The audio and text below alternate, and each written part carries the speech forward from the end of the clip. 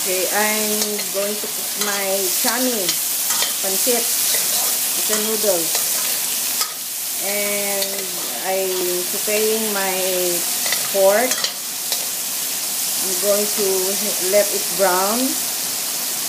And for my ingredients, I have carrots, pechay, and garlic. I'll be using soy sauce and the noodles from Lucena, the Mickey. Okay, I'll be using water instead of a broth. I don't have a broth.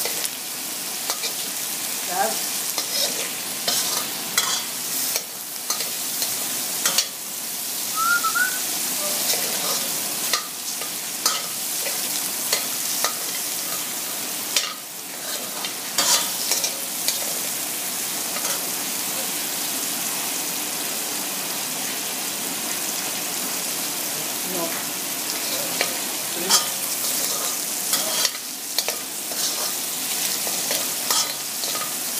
So while I'm trying to have it brown, malakas po ang ulan dito ngayon. Kung narinig mo sa background.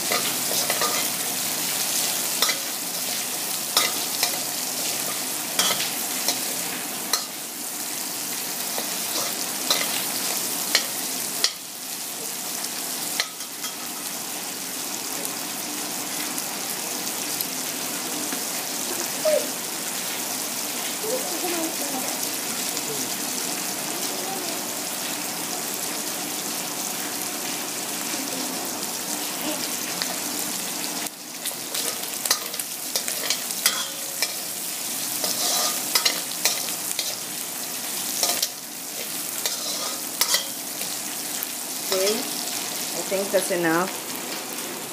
Now I'm going to put my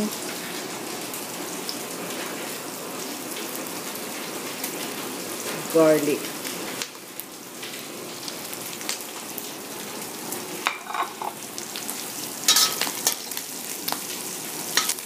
As you can see, I don't choose onion. It's that simple for me to cook pancit.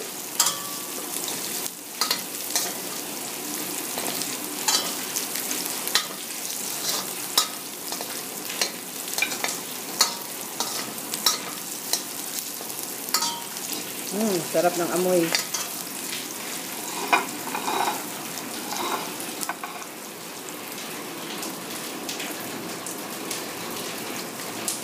And then my carrots.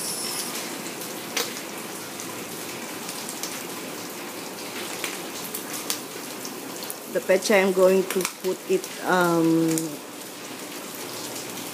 last when the noodles are in already, so it won't be so soft. Okay.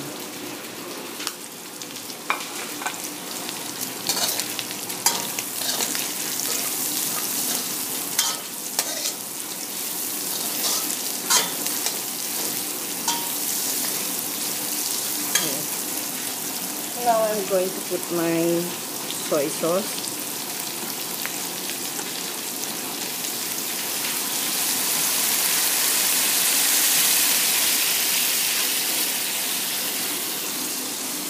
Two would be enough, I guess.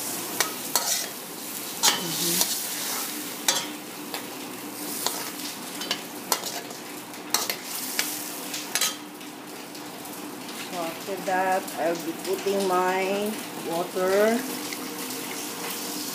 instead of stock. So I'll be cooking 1 kilo.